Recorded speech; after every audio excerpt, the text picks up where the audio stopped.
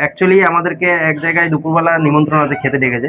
তো যেহেতু খাওয়া দাওয়া স্টার্ট হয়নি, তো বর্ষাকে বললাম চলো ততক্ষণ তোমাকে একটা প্রশ্ন করছি, সেই প্রশ্নের তুমি উত্তর দাও।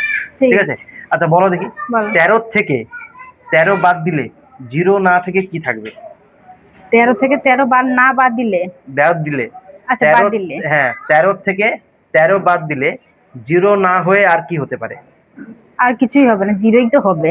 না, আমার প্রশ্নটা ভালো করে শুনো, তোমরা যদি কেউ জানো অবশ্যই বলবে। 13 থেকে 13 বাদ দিয়ে দেওয়া হলো, তাহলে জিরো না হয়ে আর কি থাকবে? আর কিছুই হবে না, 13ই হবে।